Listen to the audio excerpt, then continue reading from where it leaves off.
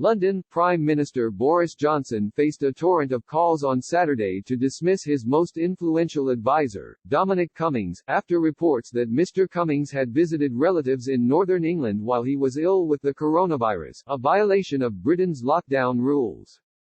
Mr. Johnson appeared determined to stand by Mr. Cummings, an enigmatic figure who helped mastermind his election victory last year and the Brexit campaign that resulted in Britain's departure from the European Union. But the reports that Mr. Cummings had driven to his parents' house in Durham in April when the government was urging people to stay home, particularly those with symptoms of the virus, set off a political tempest, with critics accusing him of flouting the rules that apply to everybody else. The British people do not expect there to be one rule for them and another rule for Dominic Cummings, said a spokesman for the opposition Labour Party, who added that he had breached the lockdown rules. Leaders of two other opposition parties, the Liberal Democrats and Scottish National Party, demanded that he resign or be fired. Confronted by reporters outside his home on Saturday, Mr. Cummings said, "I behaved reasonably and legally." Asked whether his decision had been a good look, he replied, "Who cares about good looks? It's a question of doing the right thing. It is not about what you guys think." The furious reactions to his trip attested to the polarizing role Mr. Cummings has played in British politics since before the 2016 Brexit referendum. He has accumulated a long list of enemies, including some in the Conservative Party, like Ian Duncan Smith, a former party leader, whom he has ridiculed or sidelined. But it also showed Mr. Johnson's deep reliance on Mr. Cummings. The Prime Minister dug in his heels on Saturday, releasing a statement, through a spokesman, that defended Mr. Cummings and his wife for making the 260-mile drive to Durham.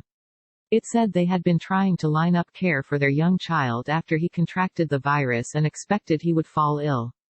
The advisor went to a house, near to but separate from his extended family, the statement said, after his sister and nieces had offered to help.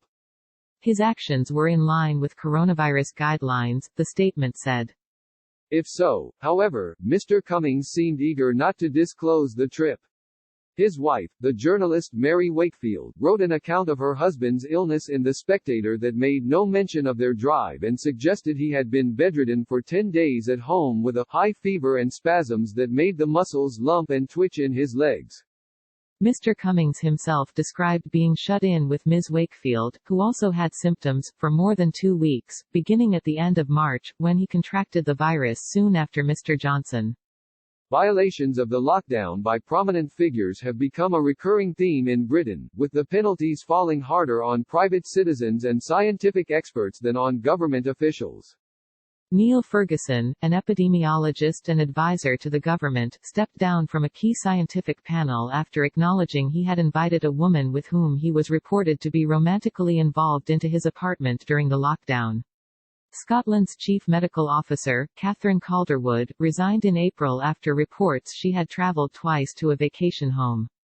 But Robert Jenrick, the Secretary for Housing, Communities and Local Government, held on to his job after admitting he had driven an hour outside London to visit his parents.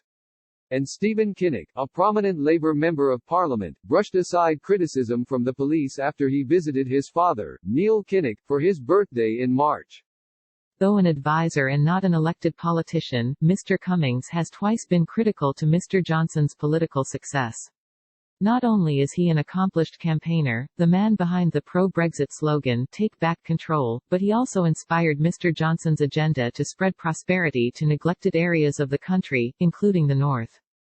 His public profile rose when he was portrayed by the actor Benedict Cumberbatch in a drama about the Brexit campaign, as a sort of tortured genius determined to destroy the political elite. Since the election, he has reveled in his image as an eccentric, disheveled iconoclast, intent on reinventing government, Downing Street's answer to Stephen K. Bannon, President Trump's former strategist.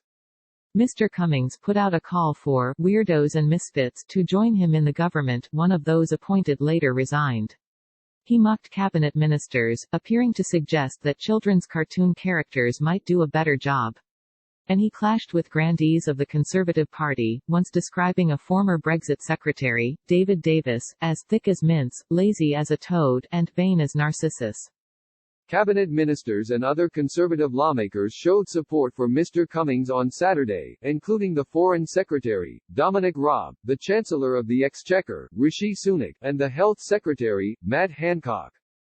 "I know how ill coronavirus makes you," Mr. Hancock tweeted. It was entirely right for Dom Cummings to find childcare for his toddler, when both he and his wife were getting ill.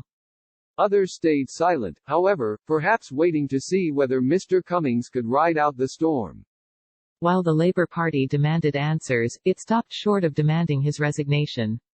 That appeared to reflect a tactical judgment by the party leader, Keir Starmer, that the episode would do more damage to the government, which is already on the defensive for its handling of the virus, if it were dragged out over several days.